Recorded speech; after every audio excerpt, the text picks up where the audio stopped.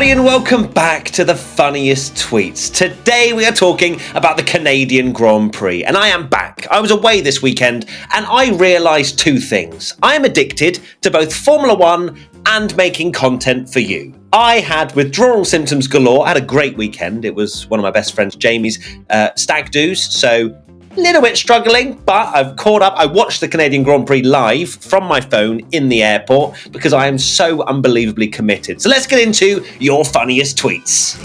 Albon Masterclass. We can start nowhere else than Alexander Albon being an absolute legend. That man thrust that Williams into a place it did not belong. Have you seen their floor? And he just popped in a little P7, didn't he? At Jones_RF873. Albon today. I love that. I love that a lot. That's obviously the massive meme from when Alonso was the train conductor at Silverstone that year. But there are some other memes that have actually been created purely for Alex Albon. At Dogan Orthuis. Alex Albon being a true DRS blocking wizard. I love it. I love how the Williams team are just like, you will have no cornering speed. Don't even think about downforce because you ain't getting it. However, it will be like you have DRS open the entire time. So it works at some tracks. This is what Williams do. They're not here to challenge for the championship. They're not here to challenge at the majority of tracks. But when they get it just in that sweet spot, my days. Alex comes in not only just with P7, but topping Q2 as well. It just needs to be applauded. At Jack Fawcett 1704, the real tyre whisperer. Maybe I am Perez, although not sure if you want to be Perez right now after the last three races that he's had. But Albon, unbelievable. You know, he makes those hard tyres work in ways that other people can't. Perhaps the lack of downforce, the lack of turning in. I'm getting a little bit Formula One specific information-y. But Albon, amazing job. That's what I'm trying to say. And I look forward to Williams being at the back of the grid when we get to Austria because there's not really any long straights. At Formula Latest, Alex Albon in today's race. Now, this is what I like to see from you, the creativity and just zooming Alex out. I know it probably doesn't take a lot of work, but I respect it a lot, so well done, Formula Latest. There were so many memes about Albon. One final one from @_Brenk, the Great Wall of Albon. And again, someone zooms in that beautiful Williams. Although if it was that big, I don't think it'd have the same sort of straight line speed. But straight up, amazing work from Williams. I'm also really impressed by James Vowles. There's just something about it. He's like someone that you just trust. He's like your dad. You know what I mean? You get that kind of vibe where you could just give him anything and you just know he'd go and do it. Do you know what I mean? He is I was going to say personification, but he is a person. I guess personification of maturity and being an adult. Because let's be real. For those of you watching that are adults, most of you are, it's winging it. But James Vowles, that man is he just got his life together, hasn't he? James Vowles appreciation video. There you go. Ferrari didn't Ferrari. Now I'm wearing this shirt with pride today. Did we score a pole position? No. Did we even start remotely in the top 10? Not really. Charles Leclerc 10th. Sainz got a penalty and was outside the top 10. Did we score a podium? No. So why the hell am I happy? Well, Ferrari turned it around, didn't they? After qualifying that was shocking. Again, Sunday, they were like, hey, let's use some of that Le Mans strategy in Formula One. At Roxita, Ferrari didn't ruin Leclerc's race, only his quali, but that's a different story. I love it. I love how we're like, it didn't half of his weekend was ruined, although I feel like it was a combination of the two not working particularly well together, whereas Sainz was a great example in the race where Ferrari were like, yo, come in the pits. Don't think they said yo, but they told him to come into the pits and he was like, no, absolutely not. So Sainz has got that tenacity in him. Leclerc needs to build it a bit more, I think, because that qualifying, I feel, could have been avoided had he taken matters into his own hands. However, the race, beautiful. When they pitted, or didn't pit, sorry, when everyone else pitted under safety car and they didn't, nearly lost it. I was like, what are they doing? However, as it sort of transpired, They were getting themselves out of that horrible train because they knew they had the pace. They even didn't degrade their mediums as much as we all thought. I'm so happy for them. At @Cell_Stone, me because Ferrari actually did a good strategy and I'm shocked. Yes, I lost my English. When I saw those two drivers pulling away from that pack behind, I was like, they've done it. They've pulled off a miracle. Even us watching, we all were like, Ferrari have done another Ferrari. But no, that was 110. No, I was going to say 110 IQ. Is that even a lot? 1,000 IQ. I know that's a lot. At June Seps, did the Ferrari strategy actually work out for the first time in ages? Yes! Yes, it did! Why are we so happy that... I mean, that's another story, isn't it? Why we're celebrating so aggressively over Ferrari making a good strategy call. But it is something to build off of. I think Leclerc might be a little bit angry. I mean, his reaction after qualifying was like about as angry as I think we're going to see him in a Ferrari overalls, because I don't think he wants to lose his job, although Ferrari can't really lose him. But yes, they strategied, and I'm so happy for them. At Sergio_Dal, Ferrari when Matt is not watching the race. Now, I was watching the race. I just wasn't in the content over the last few days because I was abroad. But I did watch the race, and it was great to see it unfold because I was so close to tweeting, oh my God, what have they done? Why have they not pit? It's over. They're going to finish last. But there was 1% in me, because I don't usually hold back on many tweets, where I was like, no, let's see how this plays out. And Vasseur's just getting a little bit confident now, isn't he? He's just settling in, and he's gonna take them to 10 titles in a row. You watch.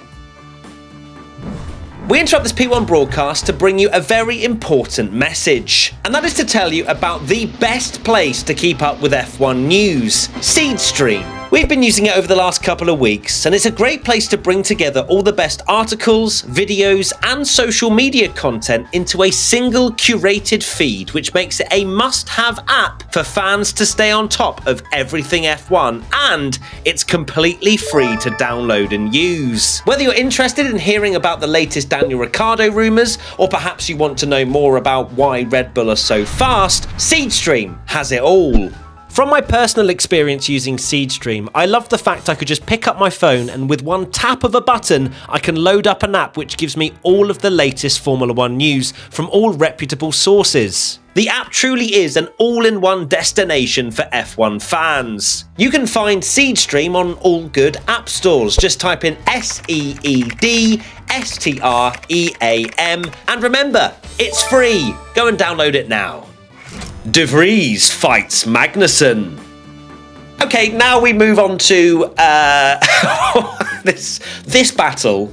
It was quite something to behold, wasn't it? DeVries versus Magnuson. At F1 complaints, AlphaTauri pitbull to DeVries. Now take Magnuson out.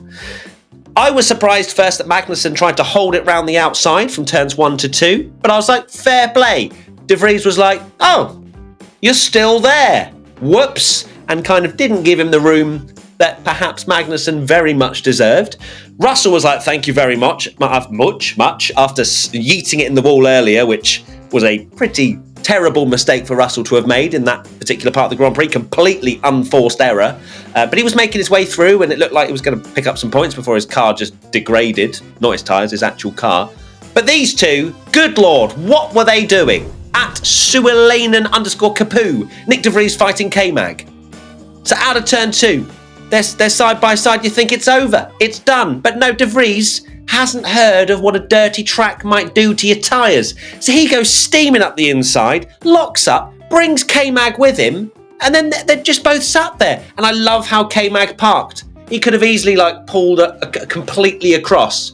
No, he pulled just in front, just angled, and was like, you will wait for me to find reverse, Nick DeVries. Thank you. It was not the highest quality of Formula 1 racing that I've ever seen, you've ever seen.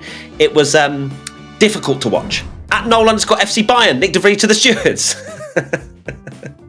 Oh, dearie me. I mean, look, he was getting stuck in. That's the positive. Nick DeVries wanted to give K-Mag a bit of a run for his money, although K-Mag's known for not having... You know, he's a bit of a tenacious driver himself, ready to stick a nose in where perhaps it doesn't belong. And that's how it ended. 2 of them down the escape road and us laughing.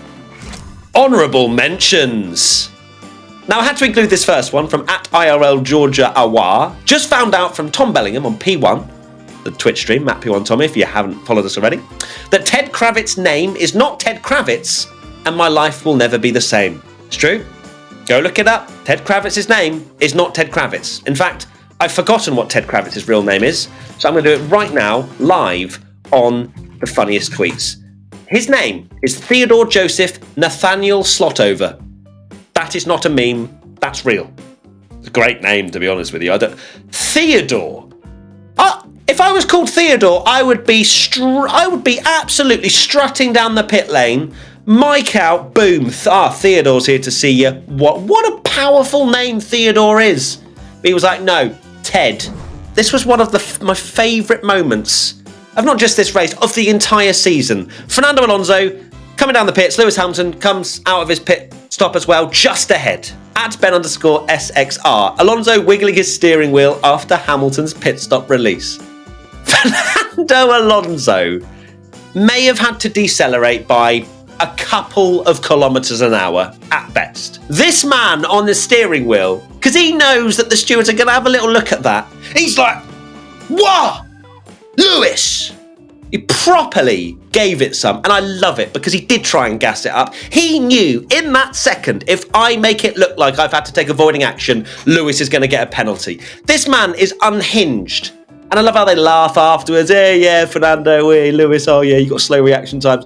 Alonso is a competitor. He's got a killer instinct, and he will do everything he can to get a competitive advantage. And this was an amazing, hilarious moment. @Casnavalo, Alonso, leave it to me. You knew at that point when they were saying that Hamilton was closing in, maybe it was 1.9, whatever it was, and Alonso said, leave it to me. You knew it was done. Fernando Alonso, the Chad, was going to bring home P2, or they were both going to probably end up in the wall. But no, they have respect. What am I on about? It was lovely, actually, to hear that post-race interview between Verstappen, Alonso and Hamilton, and how they were all saying, oh, it's so lovely. Oh, my God, we all love each other. Oh, so much respect.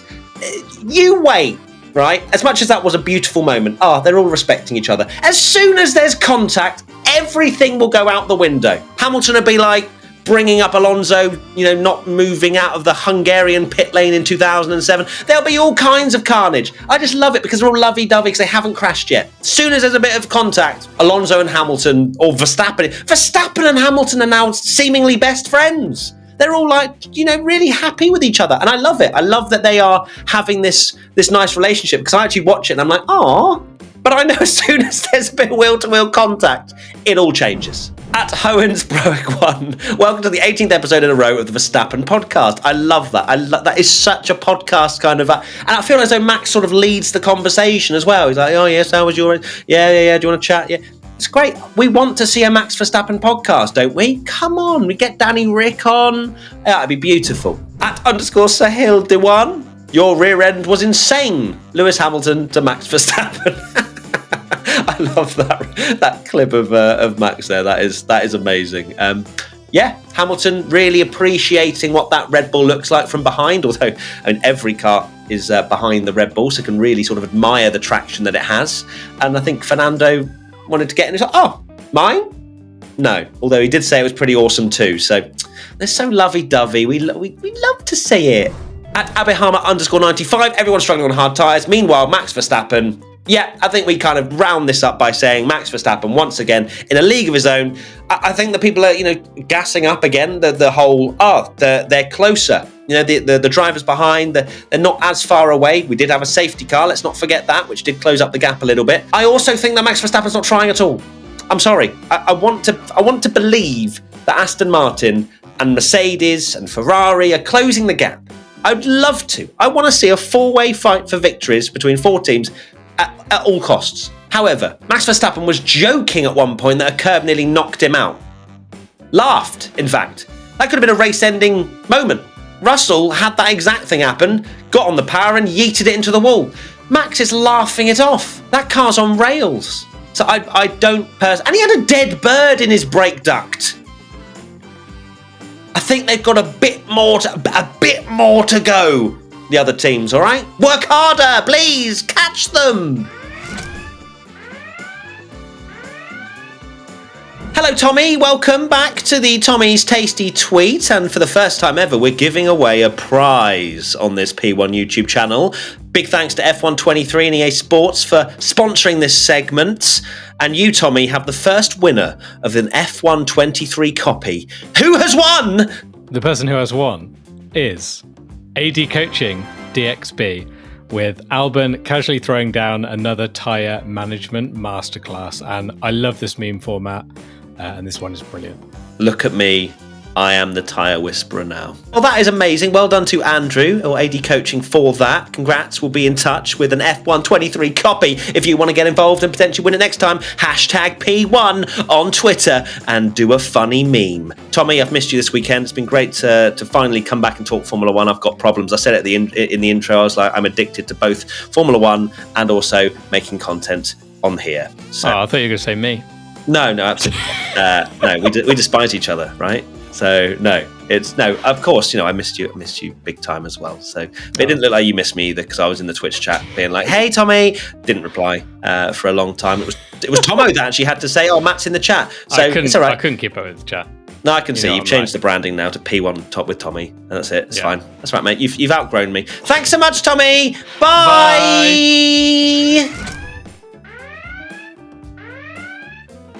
Right, that is it. Thank you so much for watching the funniest tweets to the Canadian Grand Prix. I missed you all on Twitch this weekend and just generally talking about Formula One. I have a problem. Formula One is my only personality trait, but I own it. And I will look forward to being back on the watch-alongs in a couple of weeks when we're back for Austria. And of course, we've got lots more content coming your way in the meantime. A big thank you to EA and F123 for sponsoring the Tommy's Tasty Tweet segment. It's amazing to have them on board, and congratulations to the winner of that. You'll be getting a free F123 copy straight to your inbox. So use hashtag P1 if you want to get involved next time and potentially win a copy of F123. So we'll see you very soon. Bye! Ferrari did a good strategy.